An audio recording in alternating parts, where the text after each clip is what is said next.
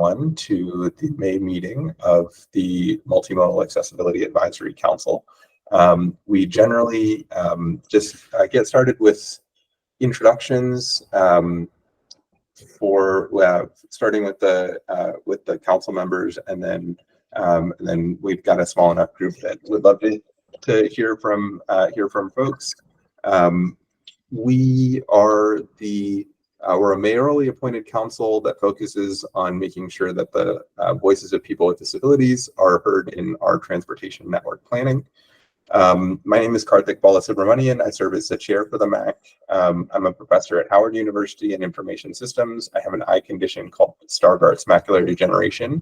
And like I am one of many people in the district who is disabled and doesn't drive. People with disabilities are twice as likely to live in zero-car households than people without disabilities. So this is a perspective that I bring. So yes, I'll pass it over to Naomi, and then we can, Naomi, if you can pass it over to the next person afterwards. Yeah, absolutely. Hi, everyone. My name is Naomi. I work in the disability policy space. I have neuromuscular disease, and I use a power wheelchair to get around, which of course impacts my ability to use transportation services in the city. And I'm really excited to be on this committee. I'm still rather new. I joined in the beginning of this year, but it's been great to be able to be part of this. And I'll pass it along to Heidi. Hey everyone, glad to join. My name is Heidi Case. I'm not currently a member, but I have been and was the chair before Karthik, and glad to continue to be here and support you all in this important work. I am a person, identify as a person with a disability. I use a power wheelchair. That's it. Cool. Thanks, Heidi. Can you pass it on to the next person? Sure. Ashton.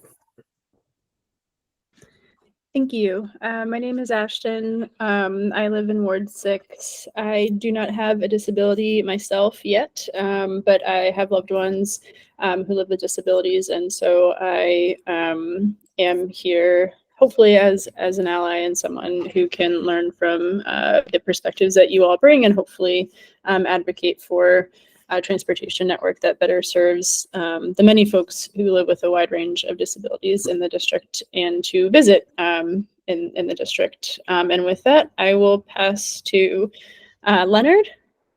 Okay.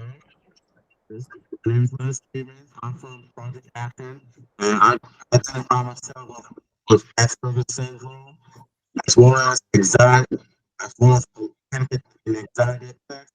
And we're here tonight to get all the information on here, so I'm happy to be here. So thank you. So I'm going to pass it on to Zachary.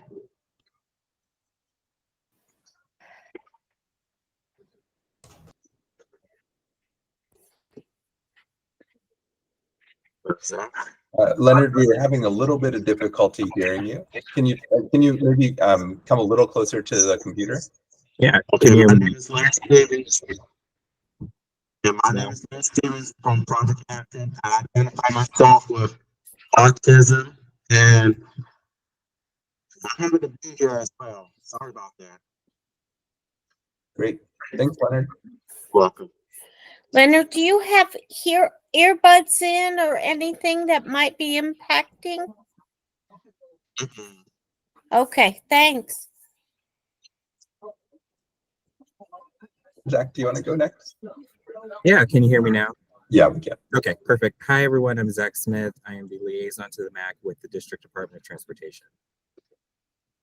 Thanks, Zach. Can you kick it over to, I think we've just got a few more folks. We've got Hannah, who's in base. Oh, go ahead. Hannah? Hi, everyone. My name is Hannah McFadden. This is my first time being here. I am above the knee amputee, and I also work with a nonprofit called Achilles, which I will talk to you guys later about. And I will pass it to Adrian.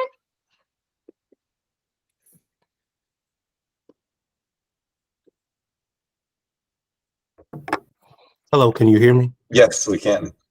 Hey, good evening, everybody. I'm Adrian Morrison. I've been volunteering with the MAAC group for several months now. I'm a civil rights attorney with the federal government. I've joined because I had some issues that I brought to some city government officials about the safety on the sidewalks regarding scooters and bikes and things of that nature. And so it's just been a good experience sort of working with the group so far. So that's sort of my story. Great. Thanks, Adrian. And I think the last person is Lakeisha.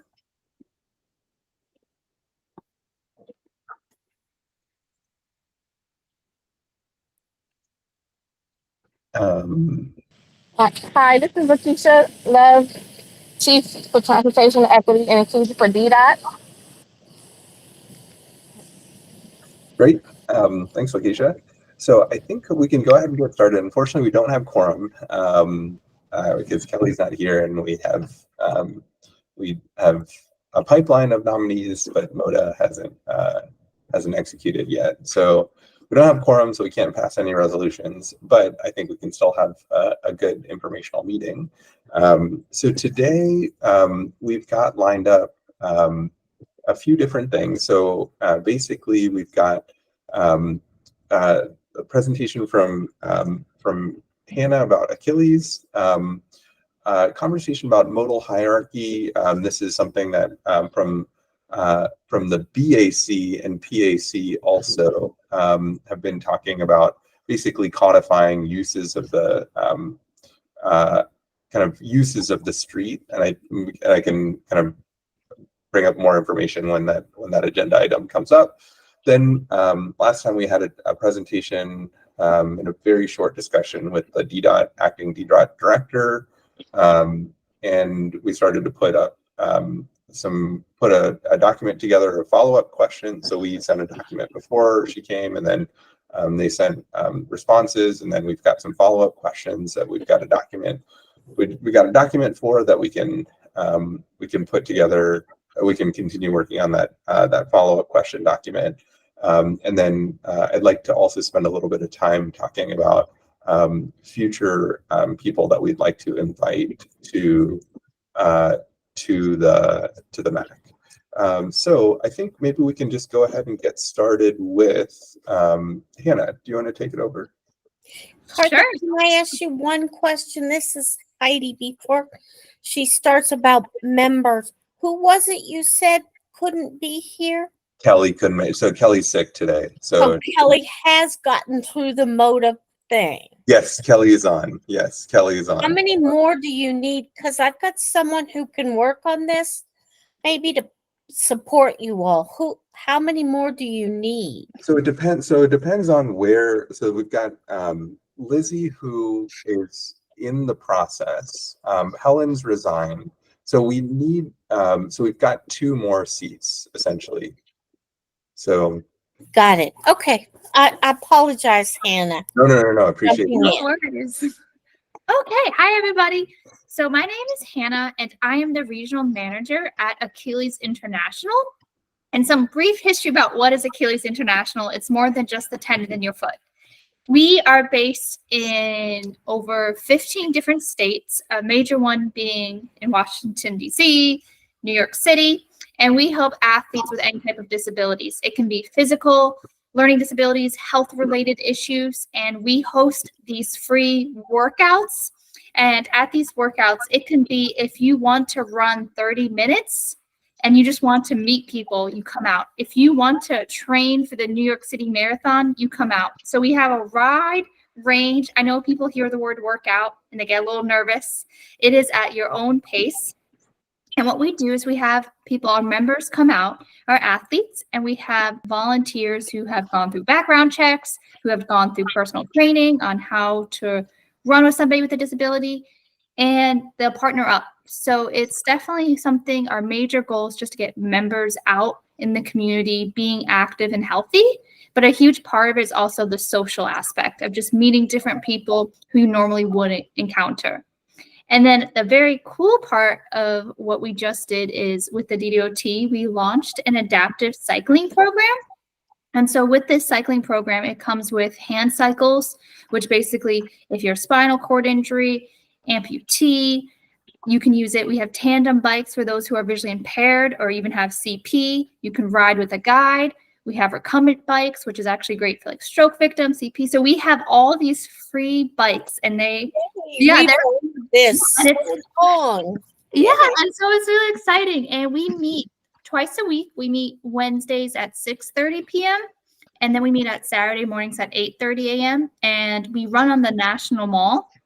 And so I'm just really trying to promote it just because not a lot of people know about us yet. So if you know anybody who's interested, I am here to help. And we just have a great line of bikes, and they're just waiting for people to use them. So yes, if you guys have any questions, I can help you.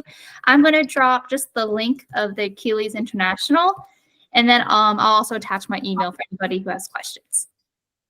This is fantastic. I'd love to Well, be a come part on of it. Saturday. We're here.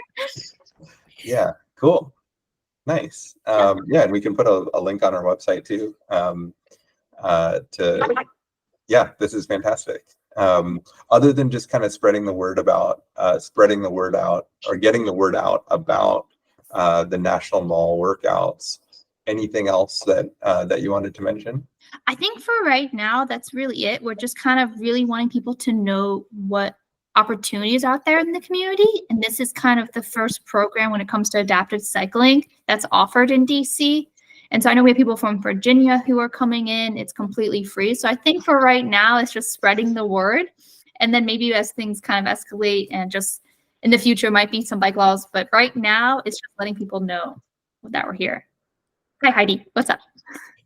So I want to be clear, because I remember when they suggested money for this and they couldn't find a nonprofit to connect. So can you hear me? Yeah. So this is so exciting. So at these two places, as you mentioned, both running and the cycling is happening, or it's just the running and the cycling happens differently? I'm not clear. That's a great question. Thank you for asking that one. We want to be as inclusive as possible. So we want everyone to be there. So we have cycling available, we have running available, we have walking available. So we have it all at all times. Everything's available.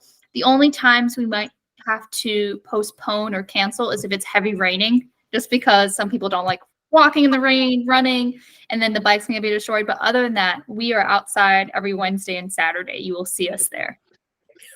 Where is there a specific place? Because the mall's kind of long. The mall's huge. Yes.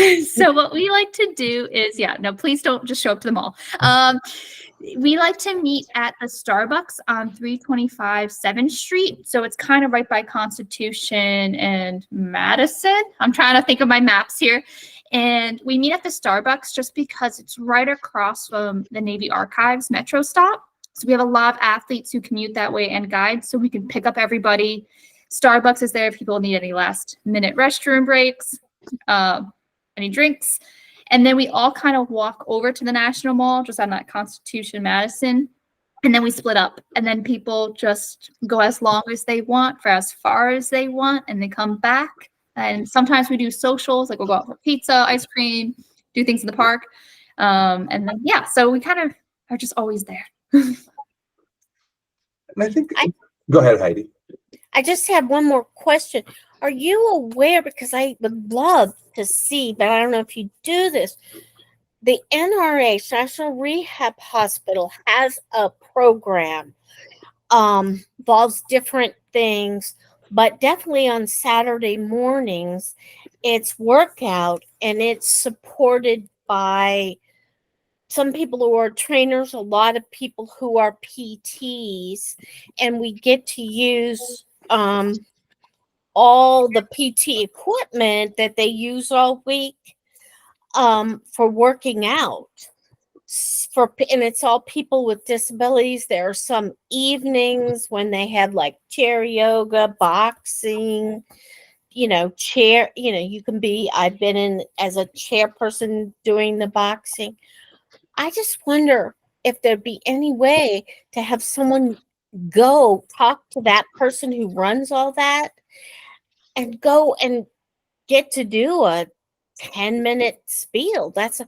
It's all people with disabilities. You have to have, it's not even mental health. It's usually mobility, neurological, but they're all people with disabilities, and it's quite a huge group. Yeah, so that's a huge source I've been trying to do, is kind of going to the local hospitals to do recruitment. I love talking about recruitment. That's my favorite thing. It's sometimes with those, it's only hard if you don't have a contact, because then you just hook you up. Harsh. I'm about to be my new best friend. Yes, I can happily hook you up. And he is paralyzed and he works there, but he also runs this. They've got extra funding that runs this sort of the same thing, workouts for people with disabilities. So, yeah, no, that'd be great. I would love to connect with them. Awesome. Thanks. Go ahead, Karthik. Yeah. I think, were you referring to, Heidi, I remember there was talk at one point about getting accessible e-trikes as part of the Capital Bike Share Network. Is that what you're talking about?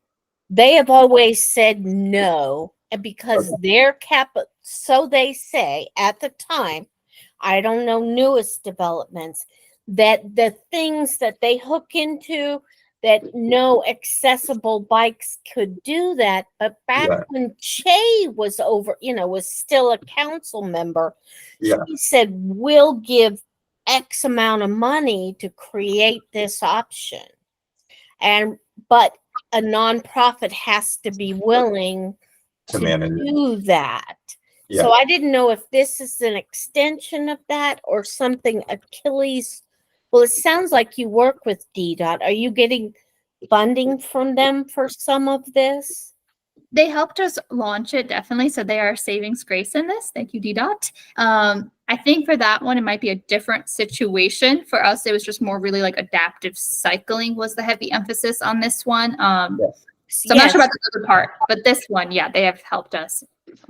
There is a need. I mean, maybe just that's a pitch of like, hey, there is a need. And I think, getting, and it seems like there might be some appetite on council to allocate funding and on DDOT. I think it would be really cool if an organization, maybe it's Achilles, if people at higher up would be interested in doing a pilot for a kind of capital bike share type, maybe it's just at the mall too, just to get started, of like a few different types of accessible bikes.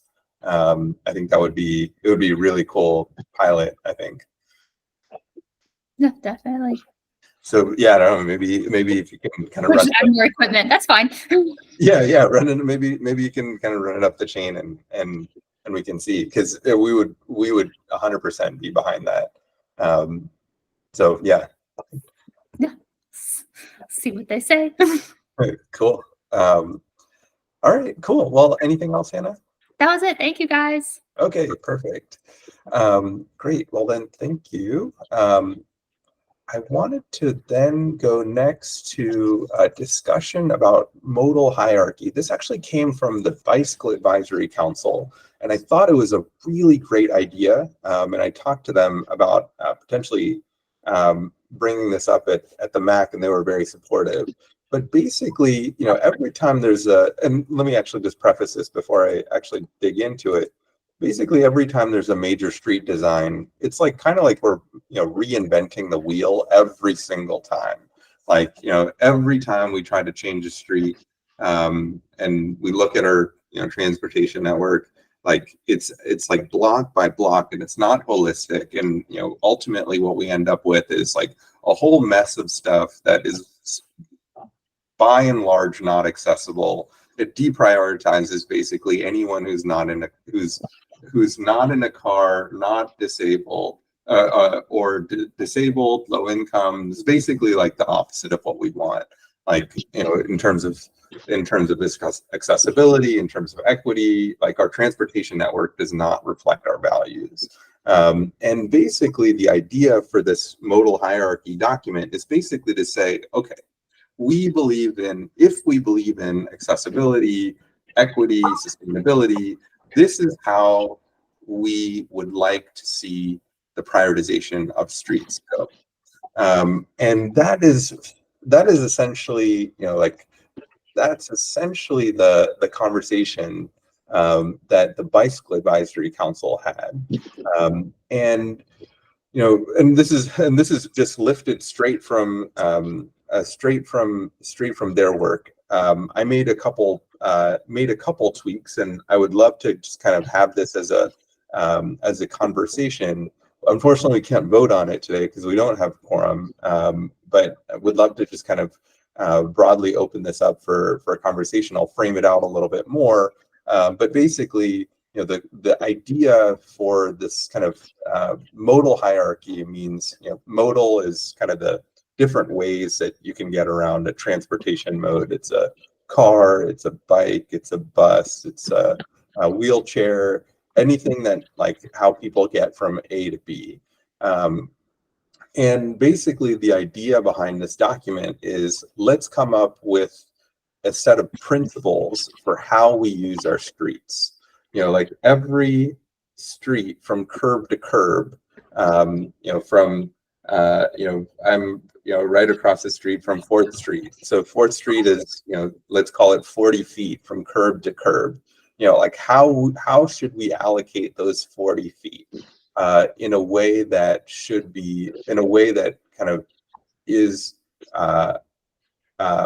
compatible with our vision, compatible with the kind of our values, so that, you know, and it reflects our values, so that, you know, people can get around safely and accessibly and reliably and affordably. So basically, that's kind of the intro, and this is what they put together. And I've made a couple changes that I wanted to bring up. And feel free to jump in at any time, anyone. But basically, this is how they've framed it. You know, like for every street, the most important use or the highest and best use of streets are for dedicated bus lanes. Why is that? It's because the bus is the most accessible vehicle that moves the most people, and people with disabilities are twice as likely to not own a car. So from our perspective, like the bus is an accessible vehicle. So we should be rolling out, like every street should have a dedicated bus lane. And obviously there are different streets, there are different types of streets. Maybe that's not for, if there's no bus line that actually runs on a street, then I guess it doesn't make sense to have a dedicated bus lane, like a neighborhood street. But in general, for the big streets, the arterial streets that do move most of the people, where there are bus lanes, the thought is this is kind of the highest and best use. Then next, after dedicated bus lanes, then it's accessible pedestrian infrastructure.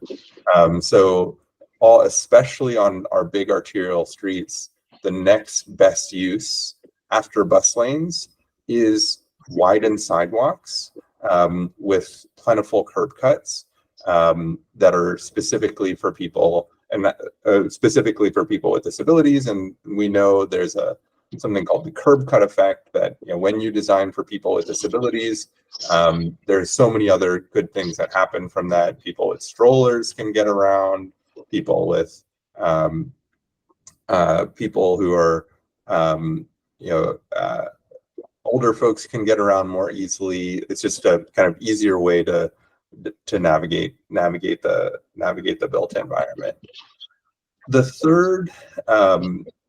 third use is ADA, or kind of after widened sidewalks and accommodating pedestrians, and after accommodating dedicated bus lanes, then we should have ADA accessible vehicle and pickup and drop off zones. So this is only pickup and drop off zones that are only for people with disabilities.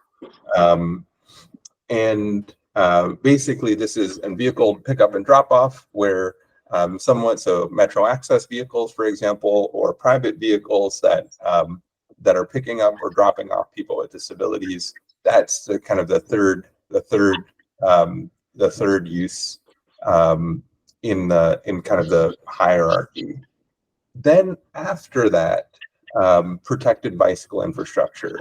So basically, after we move people with buses, after we move people on the sidewalk, after we move people for ADA vehicle pickup and drop off for people with disabilities, then we accommodate people with protected bicycle infrastructure.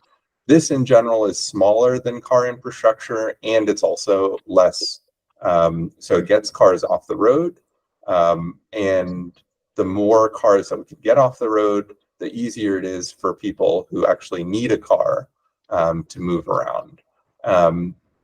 Then after protected bicycle infrastructure, then pick up and drop off zones for regular ride share, regular delivery, and regular USPS, UPS, FedEx. After pickup and drop off zones, then parklets and streeteries. Then after so what a parklet is basically like it's a parking spot that has like a bench so people can sit down. Or streeteries, that's where a restaurant takes over some previously dedicated parking space and creates a place for people to eat. Then after that, tree boxes and park space. And then only at the very end, if there's still room on the street, then we can just have regular random people who are not disabled can park their cars. And that's the kind of the idea is, okay, if we kind of put, and this is just a proposal, like we can, and I think we can and should talk about all of this, but basically the idea here is if we put this in writing and say, hey, we don't need to fight every time about every single street, because during every redesign, if we actually just have codified a modal hierarchy and we say, we believe the thing that aligns most with DC's values of accessibility, of equity, of and of sustainability, this is how we should prioritize street space. For like here, and this is just a proposal, I definitely want to open this up for a conversation and discussion. But first, we should make sure that all of every street redesign that has a bus line, like rolls out the red carpet for bus lanes. Two, every street redesign has wide sidewalks that are obviously ADA compliant, but are very wide so that people can use the sidewalks without any obstructions. Then third, we want to make sure there are plentiful ways for people with disabilities that can get picked up and dropped off in either public or private vehicles. Then protected bicycle infrastructure, then regular pickup and ride share, and all of this stuff for non-disabled people, then parklets, then tree boxes, then private car storage. So I just wanted to kind of put that, I know there's a lot there to unpack, but I wanted to put that out there and get people's thoughts on that framing.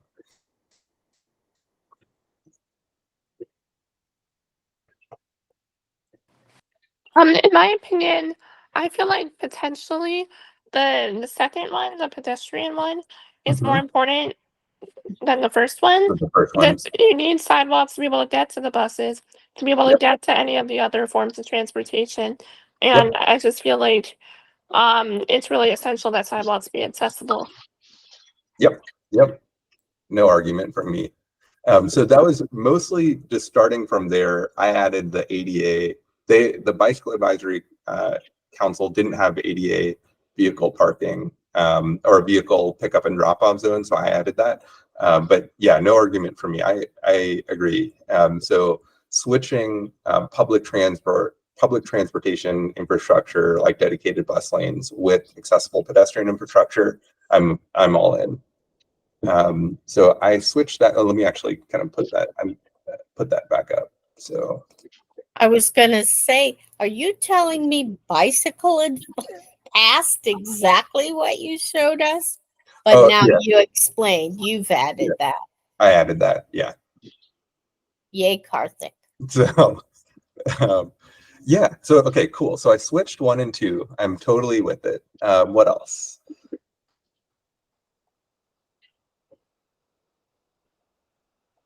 Just want to say that pickup and drop off is such an important issue. It's something that I've been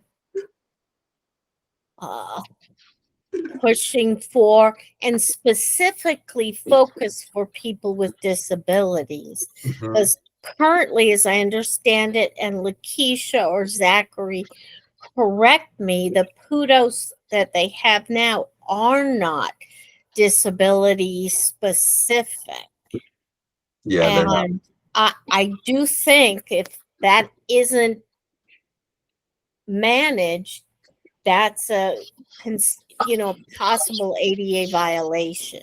Yeah, it's Not have places to do that.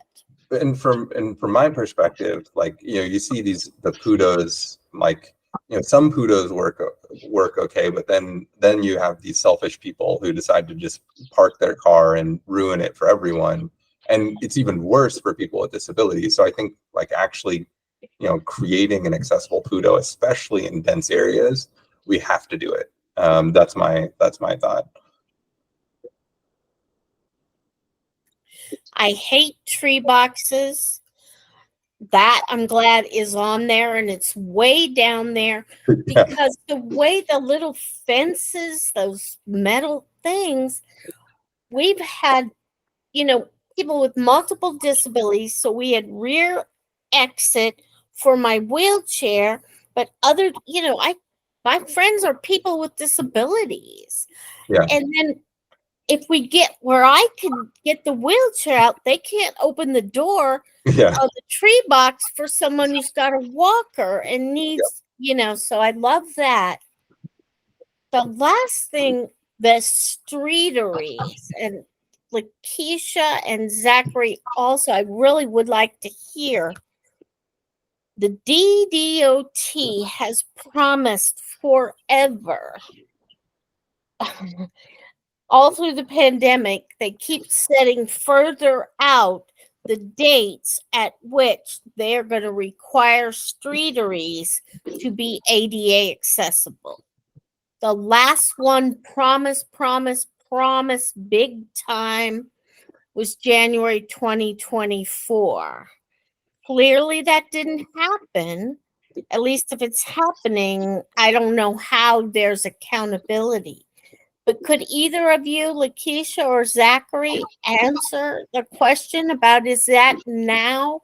And this is a little off topic, but it allows people with disabilities to enjoy streeteries.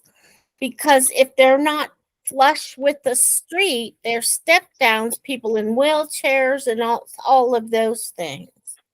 I was just curious.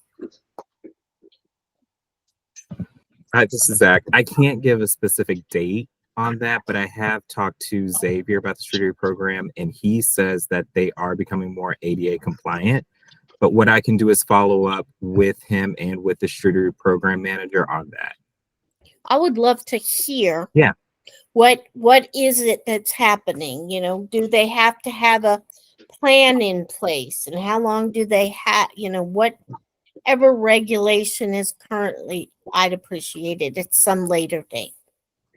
Right, and I know they recently had some regulatory updates, but yeah, I can find out. Thanks, Zach. Cool. And I added ADA accessible streeteries.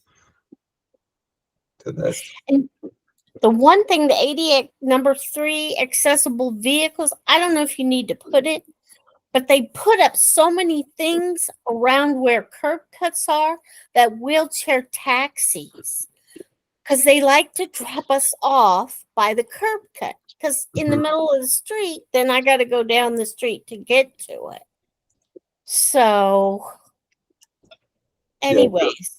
So ADA accessible vehicle pickup and drop off zones with curb Yeah, cut. because you have rideshare, but wheelchair taxis are actually a metro access. So you have to have metro access to have that program. At Yep. least there is a program where you get 10 trips a month. So thanks. Yeah, totally. Was that a hand? If feel free, anyone, go ahead and speak. I put up a hand. Oh, go for it. I don't see any other ones though, so if I don't want to cut in front of someone who else might be there. Okay. Thank you for sharing this. When Heidi was talking about the tree boxes, one thing that it got me thinking about is, I just to clarify, like I'm speaking as someone who does not have a disability, but knows people who have mobility challenges. And one thing that I think is helpful to take like a slightly larger view of this proposal is the type of infrastructure that makes it pleasant to be in outdoor spaces, and how trees provide shade in the wintertime or in the summertime, or benches on sidewalks are helpful if you need to, take a seat because you have a long way to go or something like that. And so I guess one question for Karthik is the intent of this to just be about the modal hierarchy, or is it to think about within that modal hierarchy the types of things that, and I understand that there are different ways to think about tree boxes, and I'm not trying to, Heidi, I think your point is very well taken. I'm just wondering if there's a way to put in the bike rack, if you will, like this notion that there might be some nuance between some of the things that, it's not just sidewalks, like you need other types of investments to make them fully accessible for folks. Or I'm even thinking about from a mental health standpoint for folks that have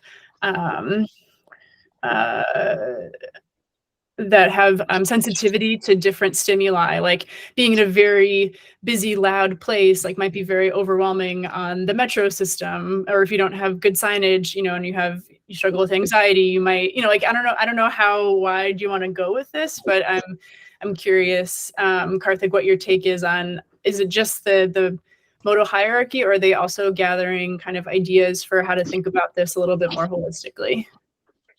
Yeah, I think it's pretty open. My sense is ideally we keep it as simple as possible and then build from there. So basically just say like, hey, this is,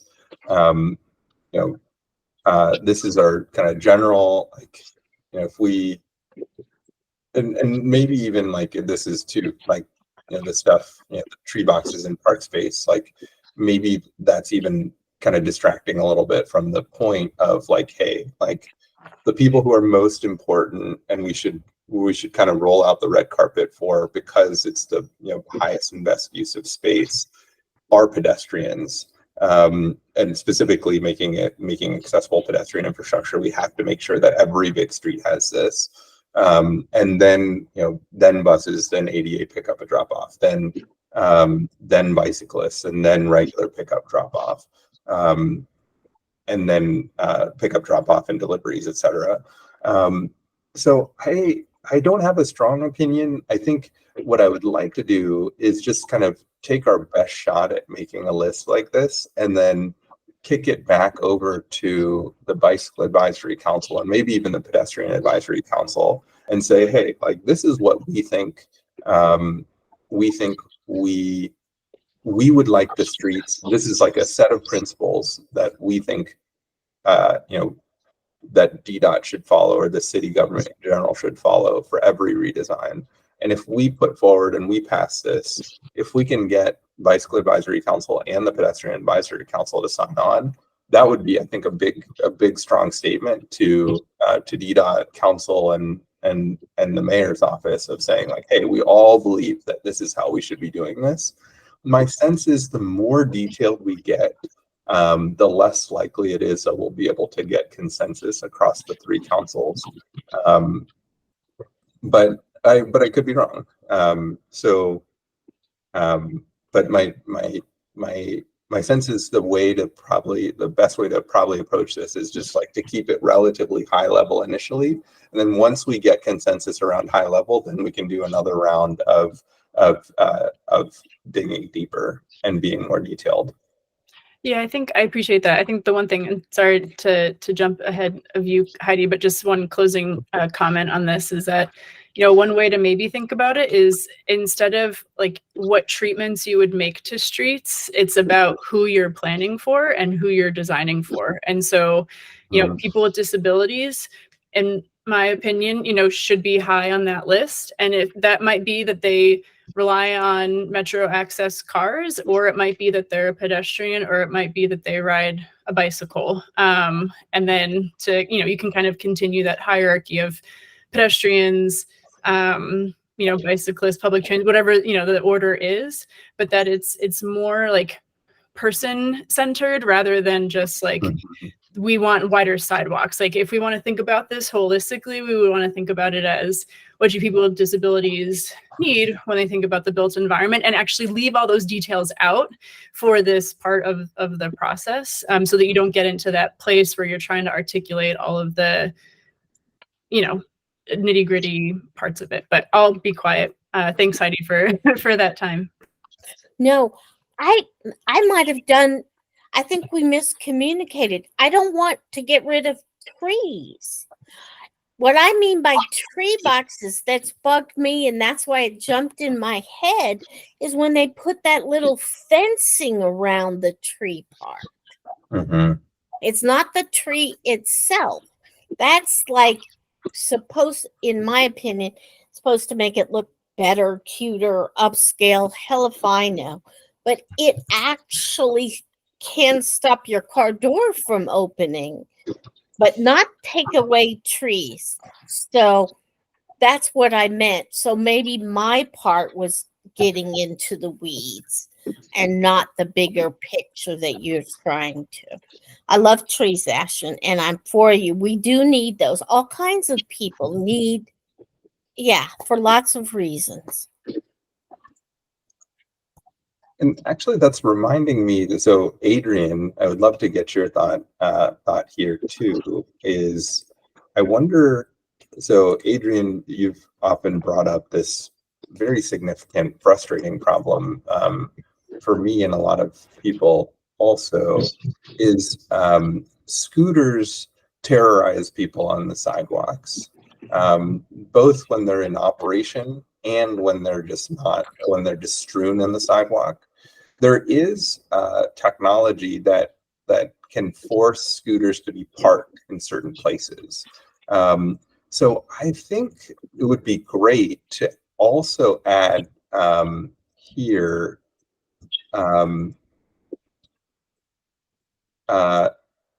above parklets and streeteries. This is scooter and bicycle parking, not to get scooters and bicycles off the sidewalk.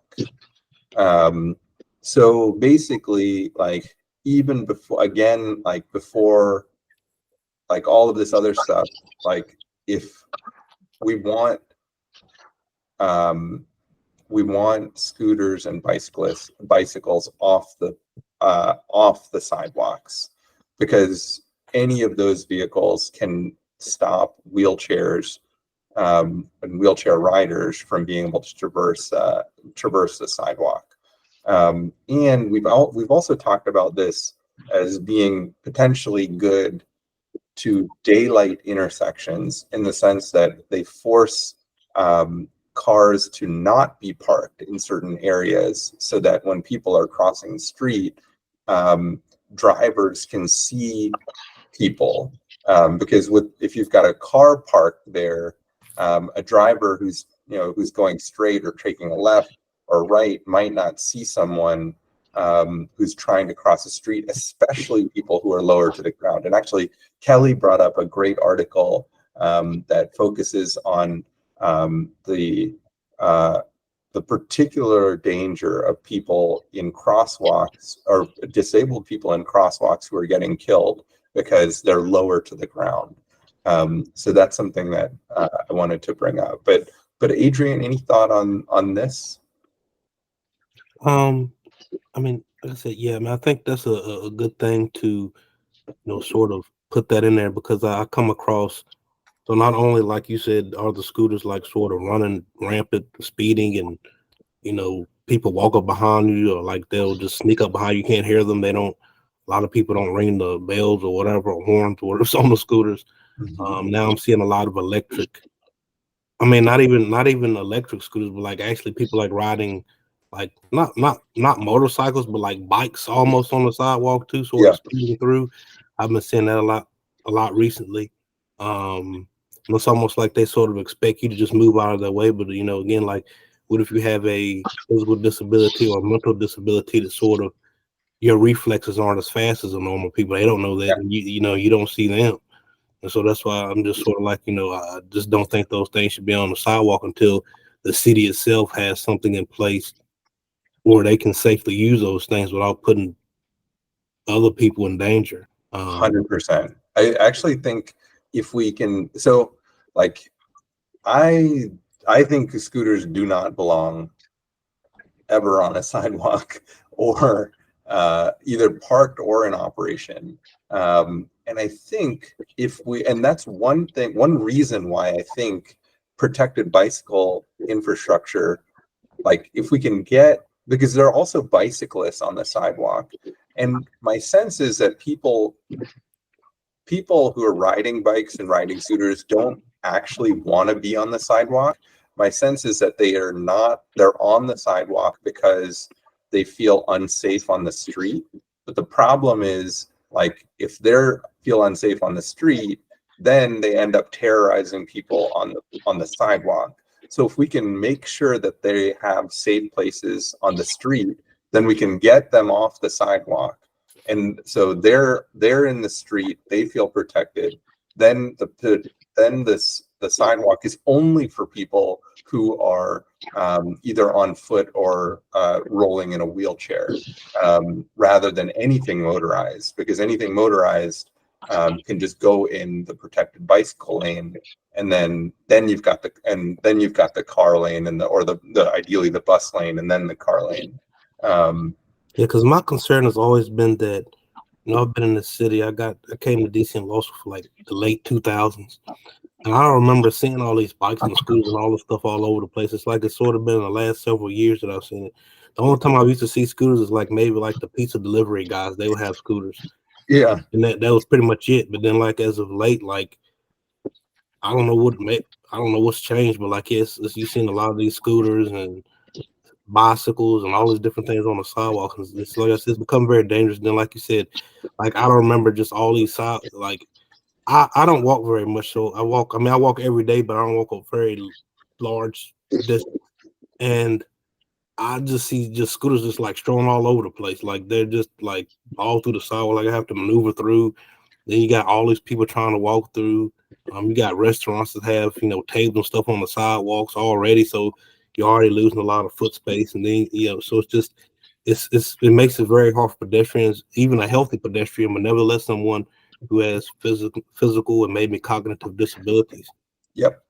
So there's a concept of something called a complete street. And this is, I think this is basically where we're headed. And ideally, I would like to be headed here, where like a street has a lot of different usages.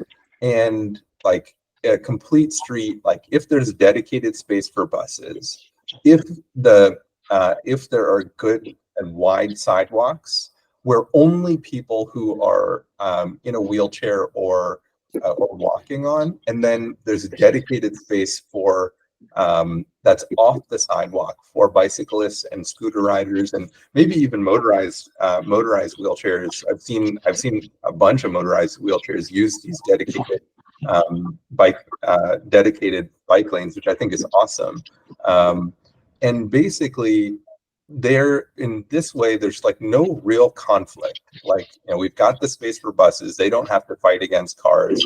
Bicyclists don't need to fight against pedestrians.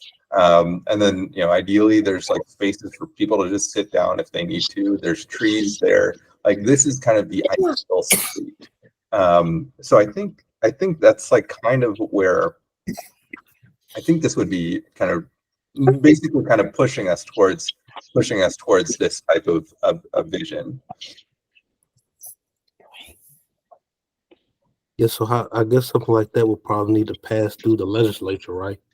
Yeah, and that's where I think, there's interest in this, and that's where if we can pass this through, like us, if we say, yes, this is where, we think that every major street should have, first great sidewalks, then great public transit infrastructure, then great ADA accessible vehicle pickup and drop off, then great bike lanes, then great pickup and drop off, etc. If we pass this first, maybe we can get BAC and PAC maybe to do the same. And that's a great signal to the city council of saying, hey, let's actually make this law. Yeah, because I don't.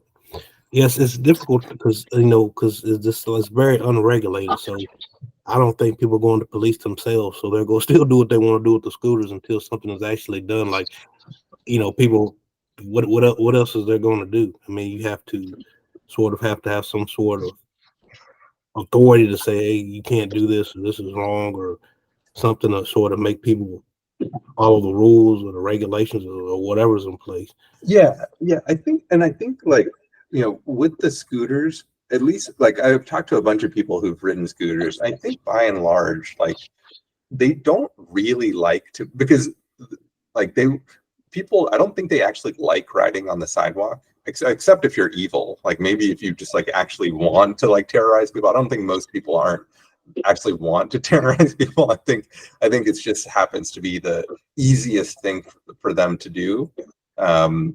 If we can actually separate out, like, okay, make them a comfortable place for them to ride so that they're not on the sidewalk, then I think that actually could be a really good thing. Yeah, I mean, that's sort of what I put in my email that I had sent about when y'all talked to the leadership, just sort of saying that I guess the priority would be safety of all people. Yep. And then at that point, once that's taken care of, then sort of open the floodgates about, how can people have access to use these types of vehicles? I mean, it's because, like I said, and like it's to me, it's sort of a choice to use those vehicles. It's not something that's mandatory, something that they have to do. I mean, they can take buses, they can walk, they can do all this kind of different things, as opposed to a person with disabilities. They're limited as to what sort of transportation and things that they can take or how they can get around. Or in my case, like even just exercise, just moving around. I shouldn't feel unsafe. Just 100%. 100%. For my walk or something. So that was sort of always my take on it. Is like, it's a choice to use these things. You could, I mean, you don't need to use a scooter. You can catch a bus just as quick as you can use the scooter. It's sort of like take the metro, however you want to do it. I mean, it's walk, whatever. It's just ways to get around it. It's almost like using those as sort of a privilege, as opposed to, if you have a disability, you should be able to walk to get food or live your life or whatever. Like you said, get exercise. That's just sort of how I looked at it.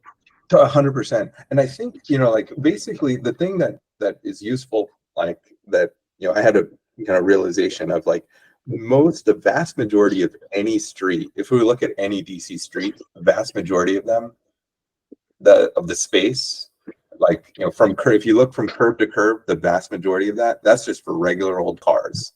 Like, it's like regular, it's not for people with disabilities, it's not for buses, it's not some of these don't even have good sidewalks. But if you take any random DC street, by and large, 80% or more of that street space is for cars. And that's where it's like, okay, like, if we can make every street more complete, so that we can, first make sure that there's good bus lanes, there's good, or first and foremost, great sidewalks that are really wide, like then great bus lanes, then great ADA pickup spots, then great bicycle infrastructure. All of this, like if we can do that, it's, then there's still a bunch of space left over for regular old cars to move, but maybe not 80%, maybe it goes down to 60%. But right now it's so imbalanced away from people,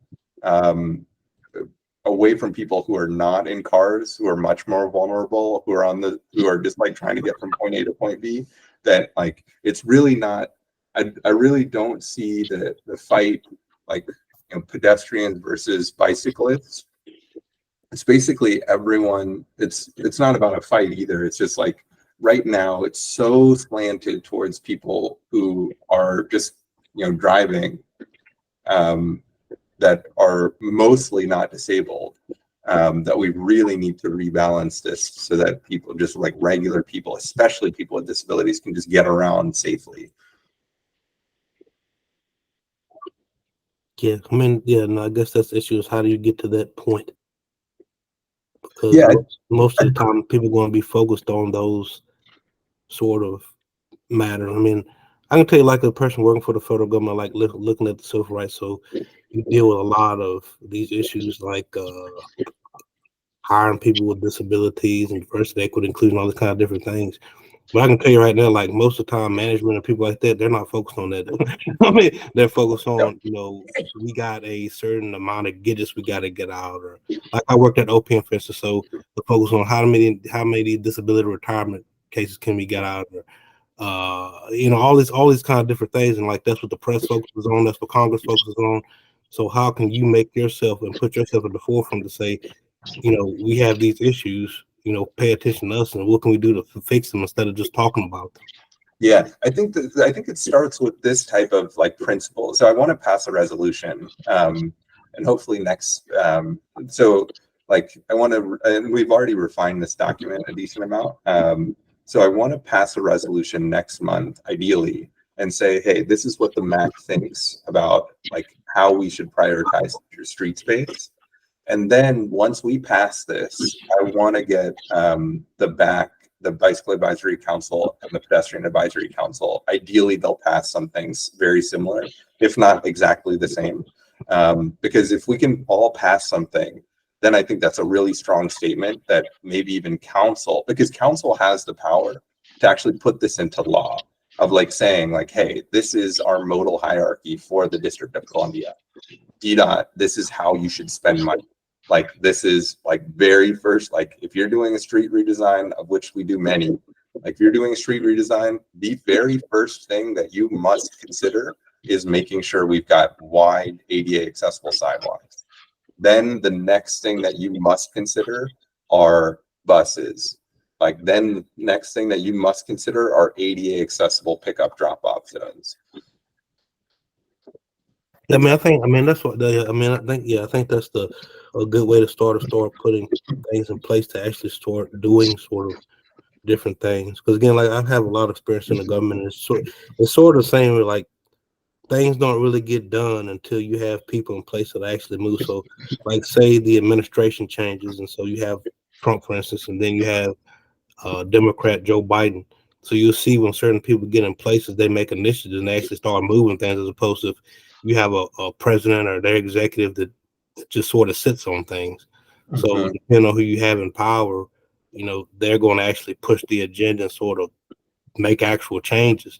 I think the first thing is like, how do you get them to actually move and sort of put yourself on their radar to do these things? You're just going to get overlooked. Yeah, I think we can make I think this is actually within council's like purview to actually make us like a law of saying like, hey, to DDOT, this for every whether it's one mayor's DDOT or the next mayor's DDOT into perpetuity forever. Like this is the law. Like anytime we do a street redesign, this is what we go to. Yeah, I mean, I think, and like, if possible, I'd like to look at it and sort of put my 2 cents in regarding specifically the street issue, because that's sort of always been my main thing that I've been concerned about, just because I've gotten hit, almost gotten hit so many times, or tripped over, because I got bad vision too. So Yeah. been several times I almost tripped over a scooter, especially at nighttime, because I generally walk at nights when it is quiet, particularly on like weeknights. I like to go out. It's not as many people. It's not as crowded.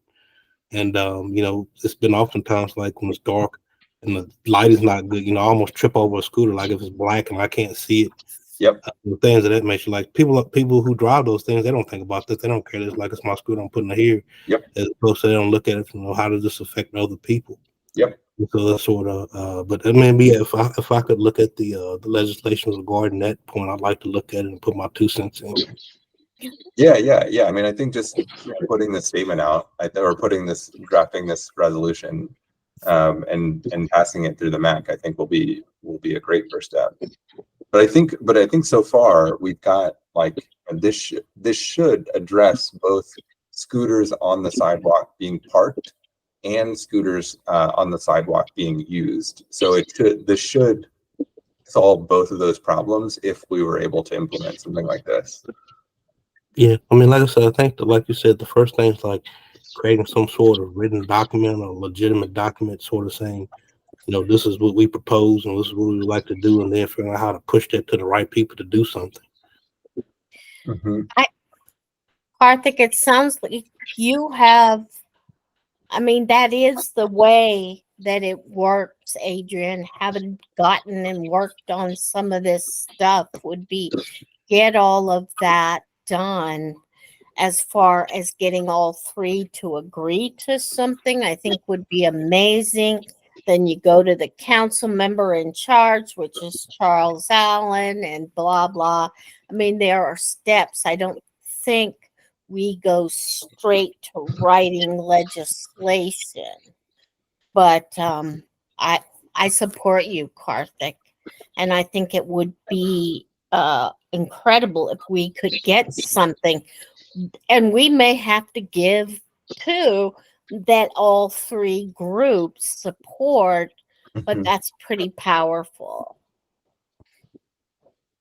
And I think, and I know the chairs of the others, I think broadly we share this common belief that hey, the system is totally out of whack right now. It's not working for anybody. And I think broadly everybody wants to make the system better, and I think this is a way that we can get everyone on the same page. And Adrian, whenever it comes to making a law, they got to have a hearing, and that's where you, all of us go and put our input on it before they take a vote. There's a whole process in DC, so there will be a place for that to happen for sure before it gets to the end result of passed. Now it's DDOT to follow through on. Right. I mean, what I'm saying is sort of like, I always think it's good to have something in writing, sort of say, this is what we'd like. So this is our goal. This is what we'd like to happen. And then, like you said, you got to take it through. Again, I work for the federal government, so believe me, I know about going through every channel and every red tape and every proper person about everything. I mean, to go to training, I have to send things to at least 5 people for a $200 training, and then it's got to go to this person, that person. So I get that. But I guess the issue is sort of saying, what is it exactly that we want to do, and to have that sort of written down and vivid detail, then sort of say, have that there to pass to all the different right people, so they can eventually get to the right place if that's where it's destined to be. But you're right, you definitely can't just go from point A to point B. It's not going to work that way. Yep. So I'll send this out, or actually, yeah, a couple other folks. So Ashton, and then Mayhem. Just a quick note, when we're talking about the scooters, I wonder too if this is a good opportunity to get ahead of the imminent kind of moped issues that will probably emerge as more and more folks move to delivering on mopeds and kind of figuring out. I know that the Highway Safety Office is trying to get ahead of issues that might emerge, and I don't know how they might kind of come up in the spaces that you all are in, and maybe Pudo, pickup drop-off zones will kind of ameliorate those. But, I don't think we want mopeds on sidewalks, even if it's, makes their picking up Pizza Hut or whatever, easier. I think we'll want to get ahead of any challenges that might come up there. Yeah, that's what she's right. She pointed that out. Like, I think I had the wrong terminology. I was saying scooters, but like I was saying, like, not motorcycles, but like I couldn't find. Yeah, mopeds. That's what I've been seeing a lot lately. Like, I mean, those things move really fast. And I've seen them like 100% don't want those. They haul. I mean, they like almost going full speed on the sidewalk sometimes. Yeah, I've seen a lot. I just couldn't quite figure out what the name. Yeah, mopeds. Yeah. So actually, what I would propose that we put that ahead of vehicle pickup drop-off zones or non-disabled vehicle drop-off zones, but below bicycle, scooter, and motorized wheelchair infrastructure. So basically, put it right here. It would be first pedestrians, then buses, then disabled Pudo, then protected bicycle, scooter, and motorized wheelchair infrastructure, then moped pickup drop-off zones, then vehicular big vehicle pickup drop-off zones, then scooter and bicycle parking, and then other stuff. Can we move? I might motion to, and I'm not motioning anything. I don't have any role in this, but I would almost say that the scooter and bicycle parking could be bumped up on this list, because I think we'd want to provide parking for bicycles and scooters ahead of the mopeds. Oh yeah. I think that makes sense. So basically here. So, yep. So after, so pedestrians, then buses, then ADA accessible Pudo, then pedestrian or protected bike infrastructure, then scooter, bicycle parking, then moped Pudo, then big vehicle pickup drop off, then parklets and streeteries. Okay, yeah, I think I like that. What do other folks think?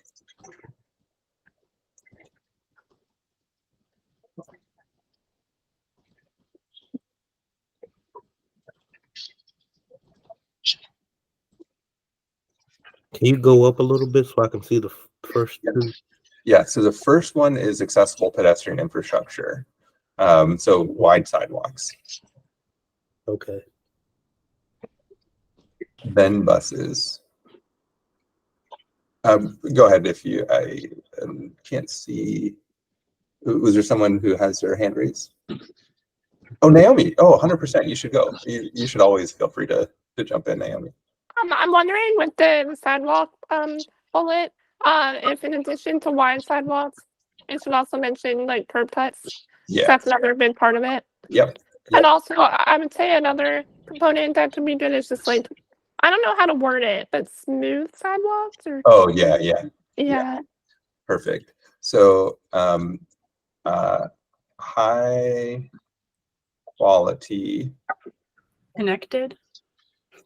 Connected, smooth, accessible. So with curb cut. We can wordsmith this later, but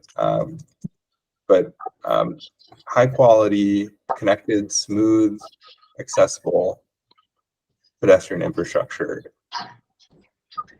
Yeah, that looks better, and there's just a lot that goes into accessible sidewalks. Totally.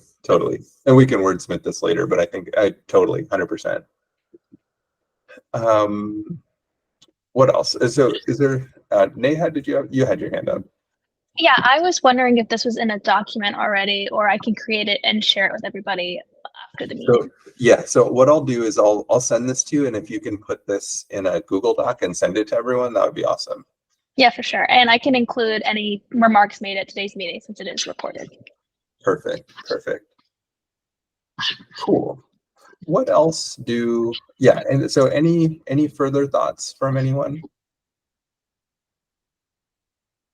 So yeah, okay, cool. So then let's send, so I'll send this to Neha. She'll put it in a Google Doc. She'll send it around. Hopefully we'll have quorum at the next meeting so we can put our stamp on it and say, hey, this is what we think, what we think. Then that will allow us to go to the BAC and PAAC and say, hey, we passed this. What do you think? And then we can go from there. Sounds good to me. Perfect. We do also have the follow-up questions. We'll send those out as well. I started putting in mine. Kelly's put in hers. It would be great. I think this is a question for Zach. Can we get the curbside management team to have a discussion about daylighting for June? Yeah. Cool. I can make that ask. That would be awesome. So I think then we're good. I think we've made a lot of good progress. So stay tuned for a follow-up email to go out with the follow-up questions for the director, and then also this kind of draft modal hierarchy document. And then next month, hopefully we can pass this. And ideally with some other resolutions as well. But anything else that anyone wants to bring up about anything? I did want to ask a question. So how did things go at the meeting that you all had last month? Like what exactly transpired? Yeah, so we actually have a recording. It wasn't ideal. The director was she gave a presentation and then she had to go pretty quickly. So we only got a few questions in. Yeah, it wasn't ideal. So that's where I think kind of getting these follow-up questions out would be good. Okay. Heidi, go for it.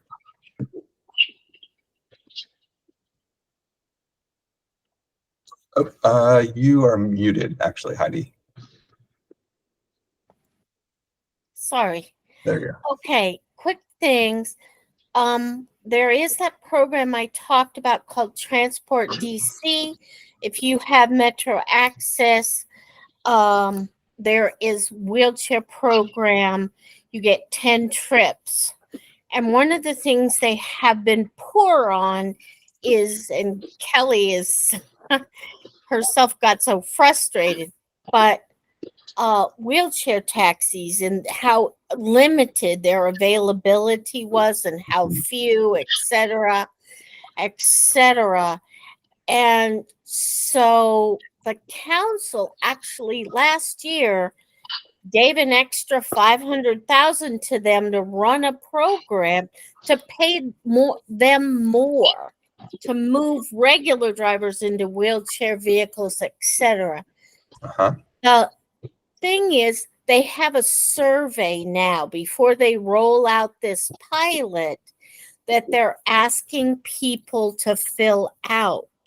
Is that something I could send to you, Karthik, and then maybe, I'm sorry, I've forgotten her name, your assistant could share out with your with your list? That would be great, actually. So maybe, Neha, can we send out like a follow-up email to everyone that basically contains the two documents, the follow-up document for questions, the modal hierarchy, and then also announcements like this one?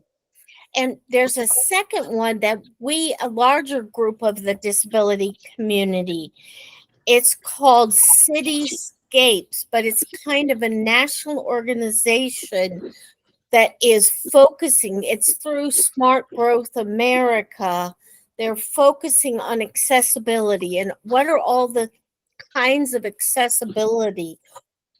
Anybody with any disability, whether you do or do not define yourself as someone with a senior, and they have a survey also that I would love to send out for you. And then this is a complaint. So I have heard recently that 311, that's where you can call when there are sidewalk problems or construction, all those things. When you call now, they have a separate line specifically for issues for bicyclists. And people I know in the pedestrian advisory committee are really kind of angry and frustrated that they have a dedicated line where their issues are going to be prioritized. Disclosure, my bias is that I think our mayor in particular and some council members are more concerned about bicyclists maybe than pedestrians, etc. So it's just saying, hey, here's a new example of that. And wouldn't it be nice if pedestrians too were specific, 100%. Yeah. dealt with? Yeah. And just an example, but of the system that we're living in DC. So that's just No, I mean, public comment. I wanted to FYI. Yeah, I think we should bring that up. I mean, especially like, we shouldn't be, worried. Like I think transportation issues, people with disabilities, basically, like, and my thing is basically anyone who's not like a rich homeowner with no disabilities, like, seems to get priority everywhere. And I think we need to equalize that. So 100%. So yeah, for sure. FYI. So I'll send you those links. yeah. Martha can thank you if you send them out. Appreciate it for some of you. I think for sure, Naomi, if you want to do that wheelchair taxi one, and I know Kelly will be interested. Hopefully they're rolling out something. This is money they've had for months and haven't spent, even created a plan to use, but finally it's supposedly happening. Cool. Yeah, thank you, Heidi. I tried to use Transport DC once, and they couldn't find me an accessible taxi in time. So it seems like a good idea if they could get it more functional. Yes, exactly. That's what they claim.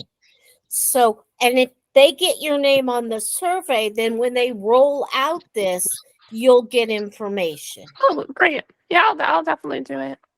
Thanks. Cool. Nice. So I think we've got a good, anything else from anyone else?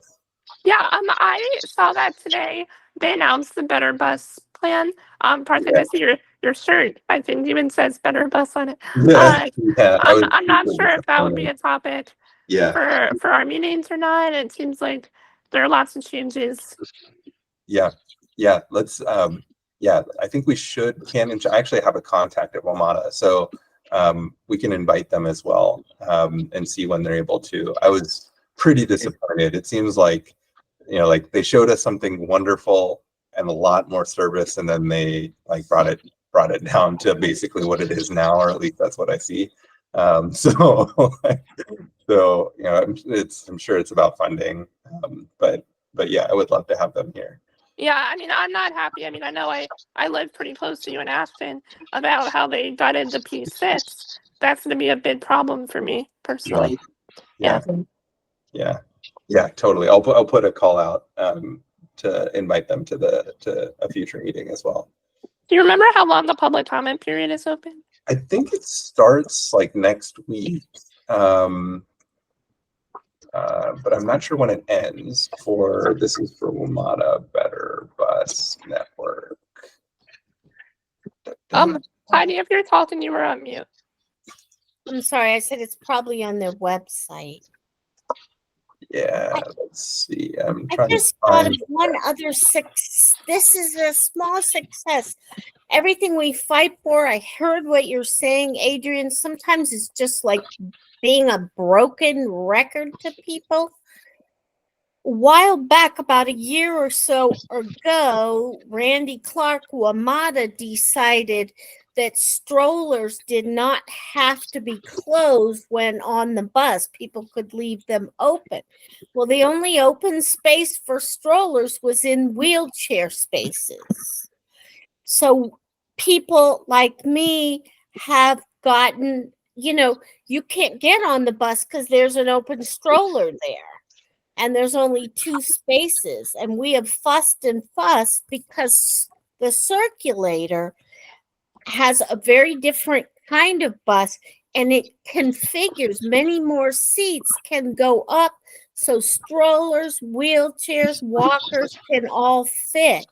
Randy Clark on Twitter today announced they are removing a couple more seats so there is more space. Yeah, or at least they For fold up. those stroller people that aren't taking our wheelchair. Yeah, that's So great. small success, but I was very happy about it. Yeah, me too. I saw that. I'm glad. Cool. Nice. I'll finally shut up. Yeah, no, this is great.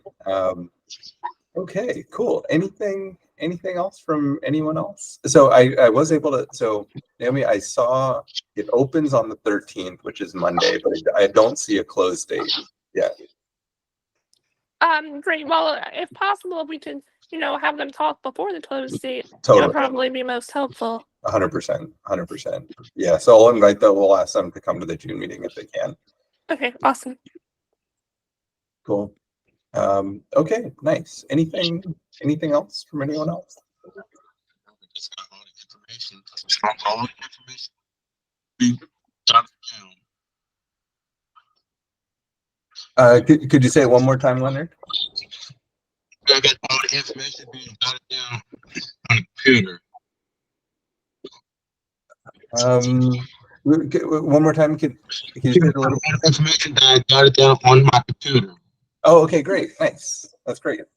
Cool. All right. Well, then, thanks so much, everyone. I think we can adjourn our May meeting for the Multimodal Accessibility Advisory Council. Thanks so much. Our next meeting will be the second Wednesday of May or of June. We'll send out a meeting reminder. Okay, thanks. All right. Thanks, everyone. Thank you.